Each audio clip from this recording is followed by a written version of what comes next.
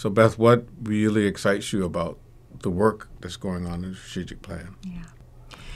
Right now, we're in the environmental landscape assessment phase of our work. We'll do 3 things this year. We blueprinted our project, figured out what we wanted to do. Secondly, each of the groups has gone out to find what's working already, what's going really well, where are some of the objectives of the plan already being accomplished, where we just want to shine a light on the terrific work and amplify it and maybe use it as a template for other places around the university to follow. We have found that there's so much great stuff happening out there, and that one of the things that we know from the very beginning we need to do is to communicate better about it so that we can connect people and they can learn and benefit from each other's expertise. So I'm excited about that. So of the things that you've seen so far, any surprises? Well, a lot of things.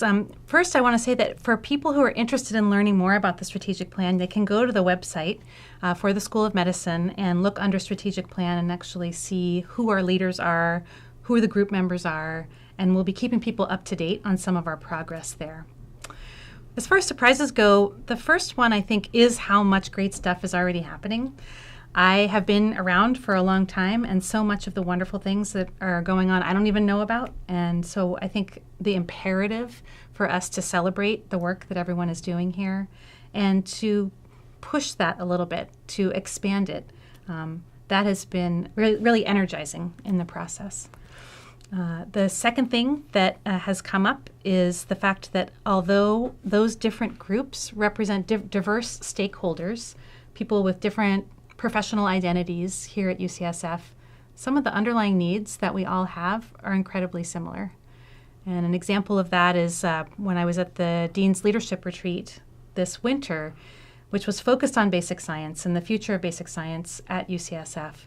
One of the key themes that emerged from that retreat is that for science to continue to flourish here, we need 2 things. Our scientists need time to be creative, to be thoughtful, to reflect, and to come up with new and innovative ideas. And they need community. They need connection with each other so that they can share their progress, so they can look at things a little bit differently and not become isolated and insular in the work that they do. And those 2 themes of time and community could be applied to any realm of our work here at UCSF, education, clinical care, to junior faculty, to senior faculty, et cetera. So that's been a surprise, the commonalities in the needs.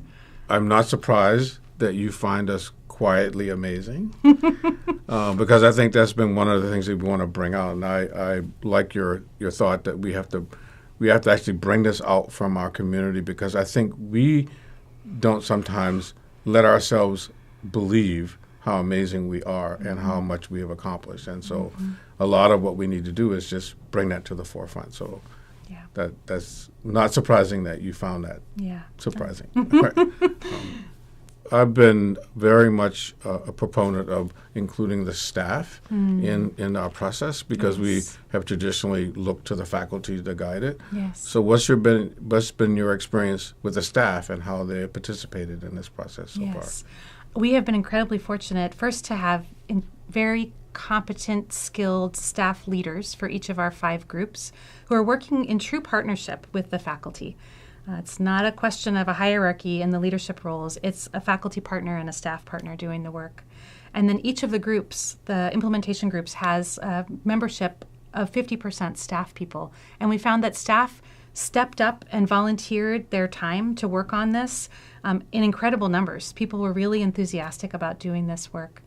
I think that the issues for our staff and faculty, there are commonalities, there are similar issues there, but then there are also ways that the staff experience here is different. And it's important that we recognize that for faculty, perhaps the goal is to redefine how we progress through the promotions and tenure process, as one example, how we advance, how we grow.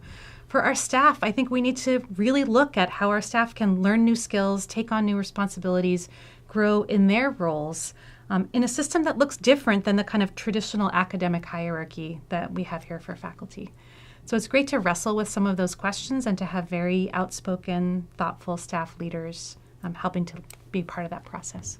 Yeah, so I really appreciate you and the team that you've gathered together to make this happen, because I think that the product that you will develop will allow the leadership of the School of Medicine to hopefully further advance the work that we're doing in a way that brings the entire community together to allow us to achieve the greatest success we could possibly achieve as a university.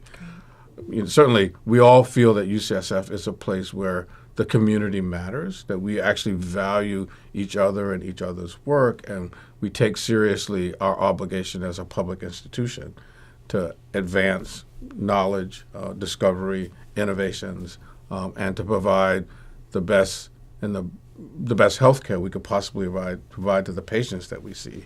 And I think that the work that you all are doing will help us look at those things that we're not doing well and correct them, and look at the things we are doing well and make them even better. So thank you very much for leading this effort. A pleasure.